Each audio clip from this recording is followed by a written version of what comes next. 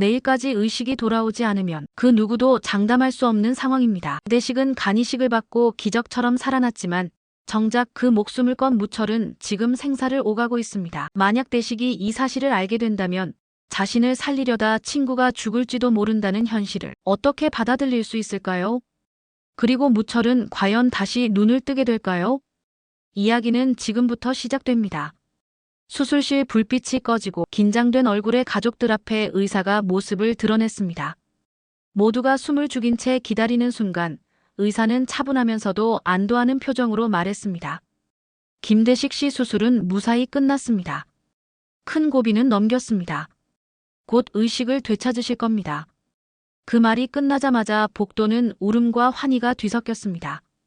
해숙은 눈물을 쏟으며 의사의 손을 붙잡았고 미진과 아지는 서로를 끌어안으며 안도의 한숨을 내쉬었습니다. 석진은 눈시울이 붉어진 채 두 손을 모아 감사의 기도를 올렸습니다. 잠시 뒤 회복실 문이 열리자 산소호흡기에 연결된 대식이 침대에 누워 있었습니다. 얼굴은 창백했지만 가느다란 숨결이 살아있다는 사실만으로도 모두에게는 큰 기적이었습니다. 여보, 나 살았나? 대식이 힘겹게 눈꺼풀을 떴습니다. 흐릿한 시야에 제일 먼저 보인 것은 해숙의 얼굴이었습니다. 해숙은 두 손으로 남편의 손을 꼭 붙잡으며 울먹였습니다. 여보, 수술 성공했어요. 당신 이제 괜찮아요. 정말 고생했어요. 아이들도 울먹이며 다가왔습니다. 아빠, 우리 옆에 있어줘서 고마워요. 미지는 흐르는 눈물을 감추지 못했고 아지는 아버지 손등에 얼굴을 묻으며 흐느꼈습니다. 석진은 눈물로 목이 메인 채 겨우 목소리를 냈습니다. 아버지, 다시 돌아와 주셔서 감사합니다. 대식의 가족들은 대식이 깨어나 무척이나 기뻤지만 한편으로는 마음이 불편했습니다. 대식은 천천히 숨을 고르더니 떨리는 목소리로 물었습니다. 공여자가 나타났었다고. 누가 날 살린 거냐? 내 목숨 건져준 사람이 누군데 고맙다고 꼭 직접 말해야지. 그의 눈빛에는 살아 돌아왔다는 기쁨보다 자신을 위해 희생한 이에게 고마움을 전하고 싶은 간절함이 담겨 있었습니다. 하지만 가족들은 굳게 입을 다물었습니다. 해숙은 눈가에 맺힌 눈물을 애써 감추며 고개만 숙였고 석진은 말없이 주먹을 움켜쥐었습니다. 순간 방안 공기가 무겁게 가라앉았습니다. 대식의 시선이 미진에게 향했습니다. 딸, 너라도 말해다오. 아빠, 꼭 고맙단 말하고 싶다. 미진의 눈은 이미 붉게 충혈돼 있었습니다. 참으려 했지만 눈물이 차올라 끝내 고개를 돌리고 말았습니다. 아빠, 미안해요. 저 잠깐 나갔다 올게요. 그녀는 눈물을 훔치며 급히 방을 나섰습니다. 남겨진 가족들의 마음은 더욱 무겁게 내려앉았습니다. 아지는 억지로 미소를 지으며 아버지 곁에 앉았습니다. 아빠, 지금은 그냥 푹 쉬셔야 해요. 아직 힘드실 텐데 너무 많은 생각하지 말고요. 하지만 그 말은 위로라기보다 회피에 가까웠습니다. 대식은 순간 눈길을 떨구며 입술을 꼭 깨물었습니다. 그래, 알겠다. 다들 말 안 해주는 데는 이유가 있겠지. 겉으로는 더 묻지 않았지만 그의 가슴 한켠에서는 설명할 수 없는 불안이 서서히 자라나기 시작했습니다. 대체 누구지? 왜 다들 말을 못하는 거야? 무슨 일이 있는 건가? 그 의문은 대식을 더욱 괴롭히며 마치 또 다른 고통이 되어 그의 가슴을 조여왔습니다. 복도에 나온 미지는 끝내 참지 못하고 벽에 기대어 울음을 터뜨렸습니다. 아빠, 차라리 모르시는 게 나을지도 몰라. 그 순간 수술팀에서 나온 간호사가 가족들을 따로 불러 모았습니다. 보호자분들, 공여자분 상태가 많이 위중합니다. 출혈이 많아 추가 수술이 필요할 수도 있습니다. 그 말에 미자은 그 자리에서 주저앉아 버렸습니다. 어쩌다가 어떻게 이런 일이. 아직 대식은 아무것도 모르고 회복실에서 가족을 기다리고 있었습니다. 하지만 진실은 무겁게 가려져 있었죠. 공여자가 누구인지. 바로 한무철이라는 사실이었습니다. 친구를 위해 자신의 간을 내주고 지금은 위태롭게 누워있는 사람. 그가 무철이라는 걸 대식에게 차마 전할 수 없었던 겁니다. 해숙은 눈물을 훔치며 가족들에게 말했습니다. 아빠한테는 아직 말하지 말자. 지금 알면 마음이 무너져 버릴 거야. 아진도 고개를 끄덕였지만 눈가가 붉게 달아올랐습니다.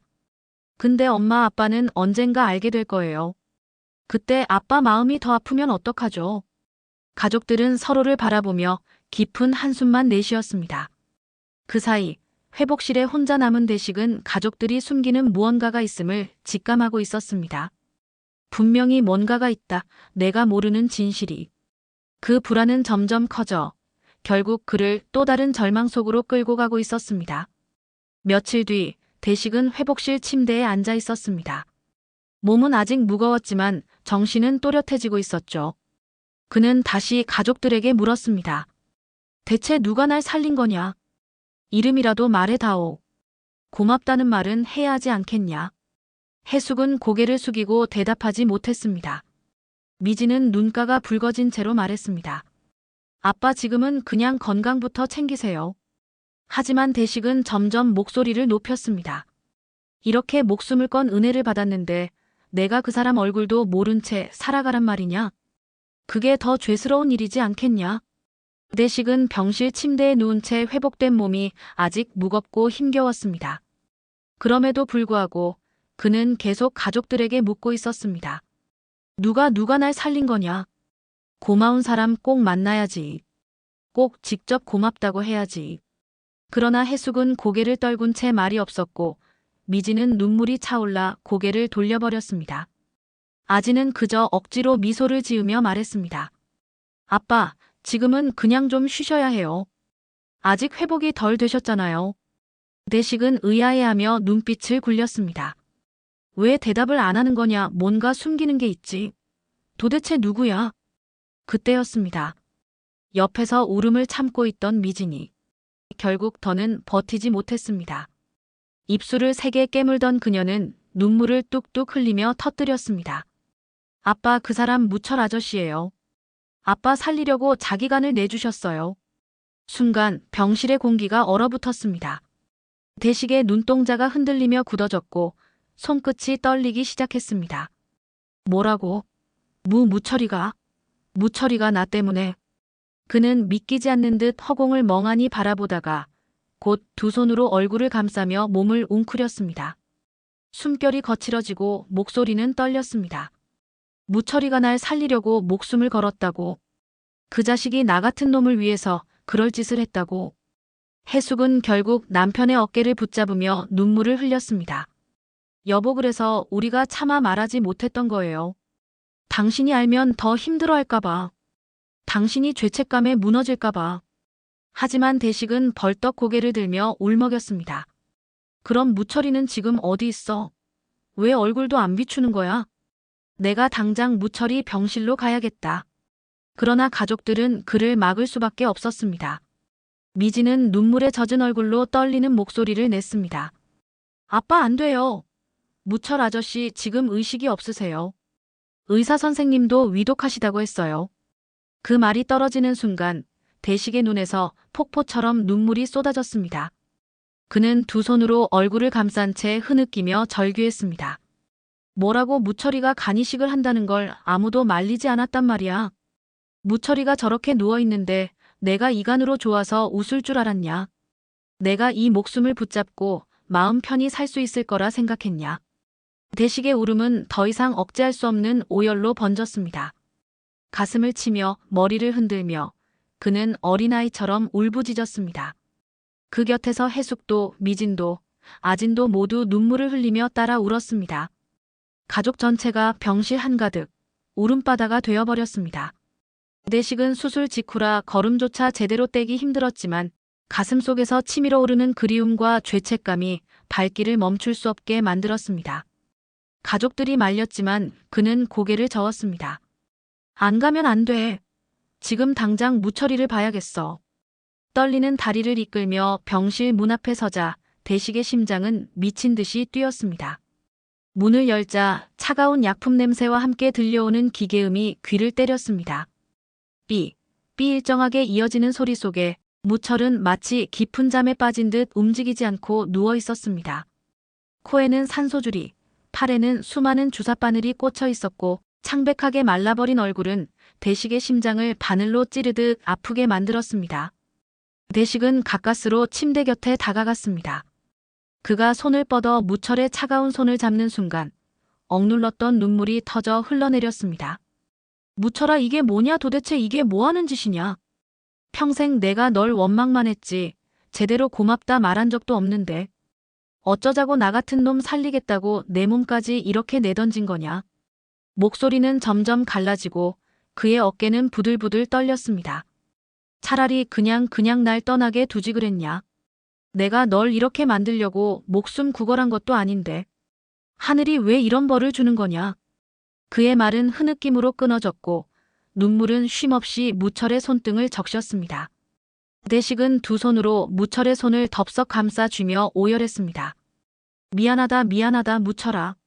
내가 아니었으면 내가 이렇게 누워있을 일도 없잖아.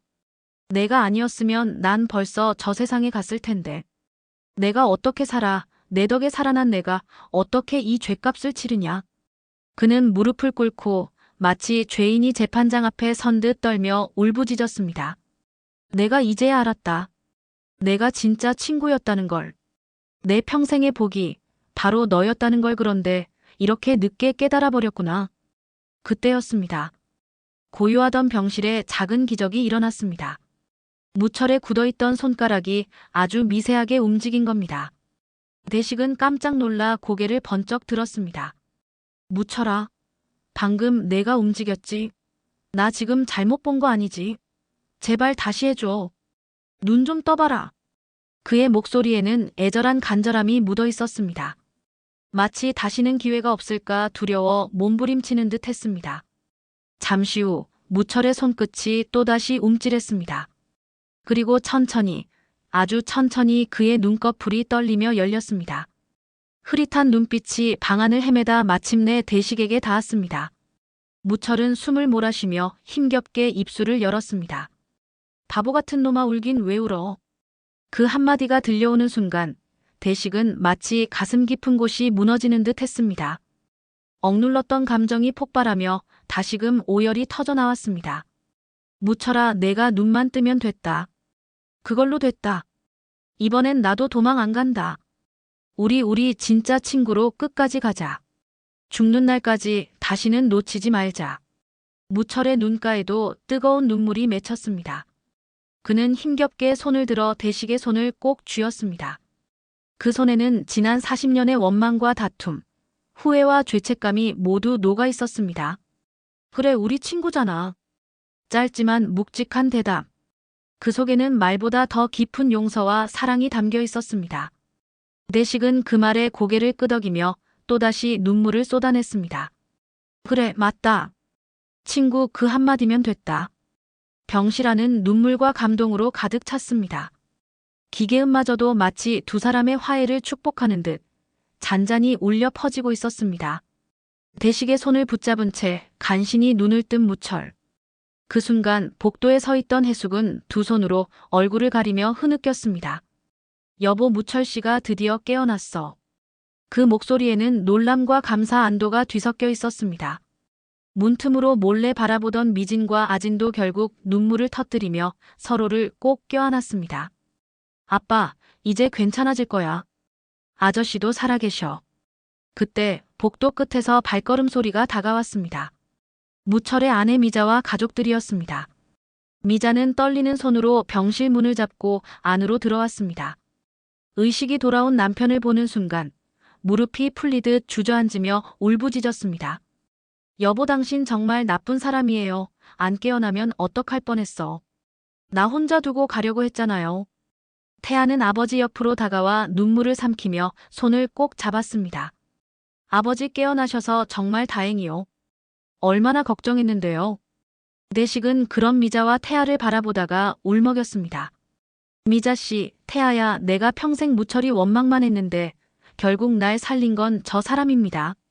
미안합니다. 다 내 탓입니다. 무철은 힘겹게 고개를 저으며 중얼거렸습니다. 바보 같은 놈아, 그게 무슨 내 탓이야. 난 그냥 친구로서 할 일을 했을 뿐이야. 순간 병실 안 공기가 달라졌습니다. 대식의 가족과 무철의 가족, 서로 눈이 마주쳤습니다. 이전까지 원망과 오해가 쌓여있던 두 집안이었지만 지금은 눈물로 하나가 된 듯 했습니다. 해숙이 조용히 다가와 미자의 손을 꼭 잡았습니다. 미자야, 정말 고맙다. 너 덕에, 한 사장님 덕에 제 남편이 다시 살아났습니다. 미자는 눈물을 닦으며 고개를 끄덕였습니다. 아니야. 이제 다 지난 일인데. 우리 이제 서로 미워하지 말자. 아이들까지 함께 모여 눈물 속에 고개를 끄덕이는 순간 대식과 무철은 여전히 손을 잡은 채 미소를 지었습니다. 무철아, 이제 우리 진짜 다시 시작하자.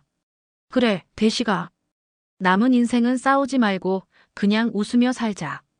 두 사람의 목소리는 떨렸지만 그 안에는 진심이 담겨 있었습니다. 병실안은 더 이상 원망의 공간이 아니었습니다.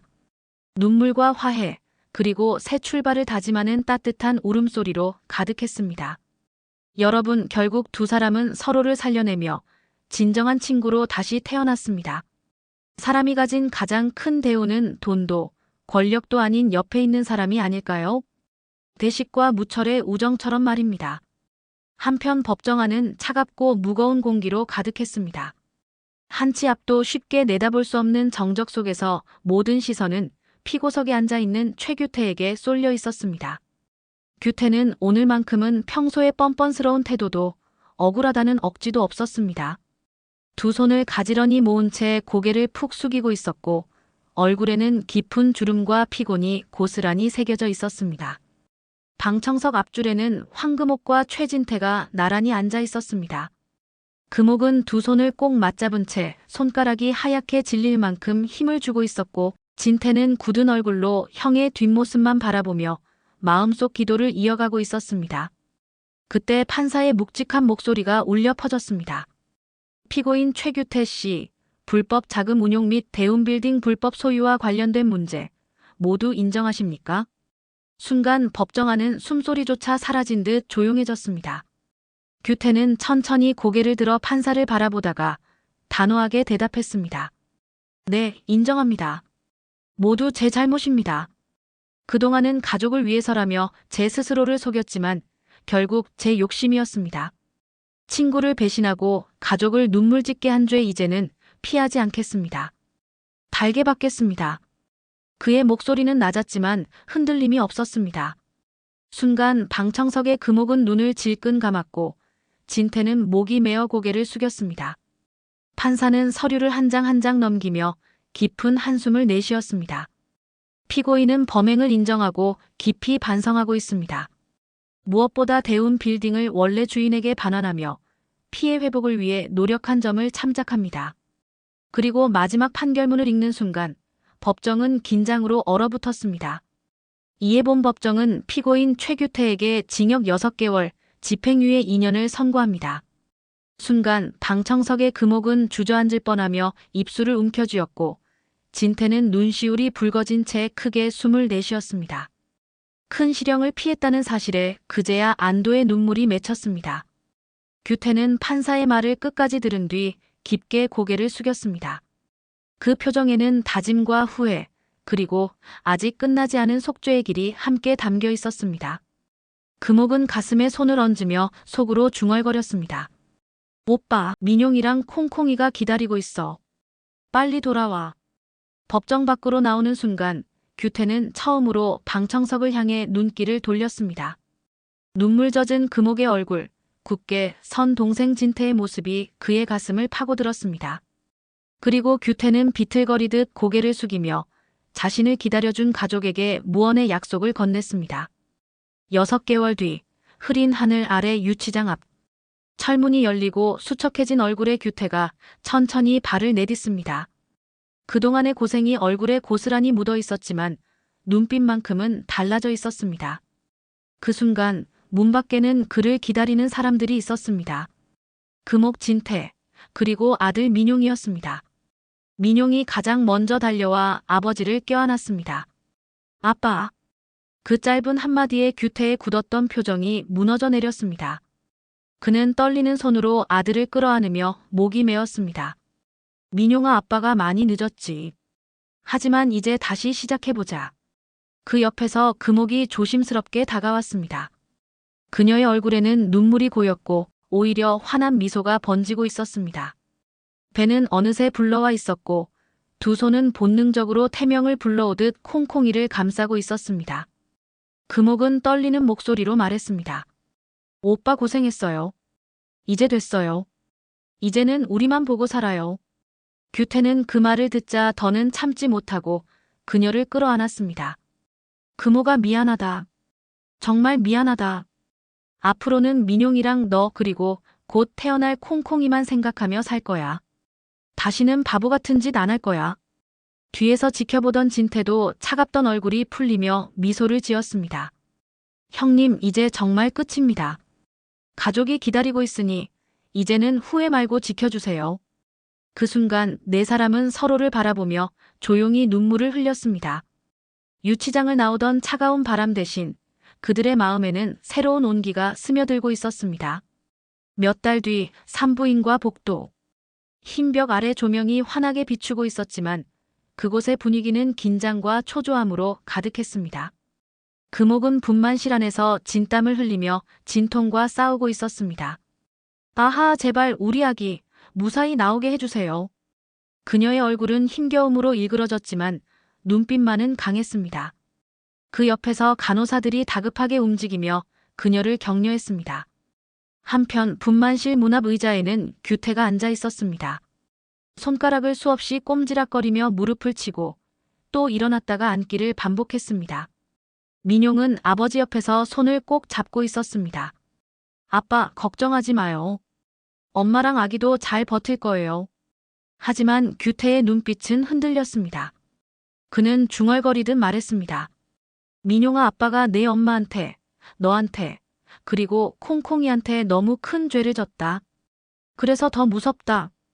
혹시라도 잘못되면 어떡하지. 그때 진태가 다가와 규태의 어깨를 두드렸습니다. 형님, 이제 그만 자신을 탓하세요. 형님이 이렇게 바뀌었잖아요. 이제는 하늘도 도울 겁니다. 규태는 눈가가 젖은 채 고개를 끄덕였습니다. 그래, 이번만큼은 하늘이 외면하지 말아줘야 하는데. 긴 시간 끝에 분만실 안에서 아기의 울음소리가 터져나왔습니다. 응애! 응애! 순간 복도에 있던 규태와 가족들은 얼어붙은 듯 귀를 기울이다가 곧 눈물이 왈칵 터졌습니다. 규태는 자리에서 벌떡 일어나며 떨리는 목소리로 외쳤습니다. 우리 아이다. 우리 아기야. 잠시 뒤 간호사가 땀에 젖은 금옥과 함께 갓 태어난 아기를 안고 나왔습니다. 축하합니다. 건강한 아기예요. 엄마를 닮은 예쁜 딸입니다. 규태는 눈앞에서 작은 아기를 보자 다리에 힘이 풀려 그대로 무릎을 꿇었습니다. 고맙습니다. 고맙습니다. 그는 아기를 두 손으로 받으며 민용과 함께 아기의 얼굴을 바라봤습니다. 작고 여린 아기의 얼굴은 세상 모든 빛과 죄를 덮어줄 듯 환했습니다. 금옥은 눈물을 흘리며 속삭였습니다. 여보, 우리 이제 진짜 새 출발이에요. 이 아이랑 민용이랑 우리 다 같이요. 규태는 눈물을 닦으며 아내와 아기를 꼭 안았습니다. 그래, 나 이제 진짜 다시 살 거야. 이 아이 앞에서, 우리 민용이 앞에서 다시는 부끄럽지 않은 아빠가 될 거야. 복도에는 울음과 웃음이 뒤섞였고 진태도 고개를 끄덕이며 속으로 중얼거렸습니다. 이제야 진짜 가족이 된 것 같구나. 사람은 살다 보면 미워하고 원망하면서도 끝내 잊지 못하는 이름이 있습니다. 그 이름은 바로 친구입니다. 대식이는 무철이 덕분에 다시 살게 되었고 무철이는 목숨 걸고 우정을 지켜냈습니다. 규태는 가족을 위해 또 친구를 위해 잘못을 뉘우치고 새 길을 가기로 했습니다. 돈이 많고 명예가 커도 마지막에 남는 건 결국 사랑과 우정이더군요. 친구란 내가 쓰러졌을 때 끝까지 손을 잡아 일으켜주는 사람 아닐까요? 대식이와 무철이 그리고 규태. 세 사람의 이야기는 이제 미움이 아니라 우정과 용서, 사랑으로 기억될 것입니다. 오늘의 이야기는 여기까지입니다. 시청해주셔서 감사합니다. 구독과 좋아요는 큰 힘이 됩니다.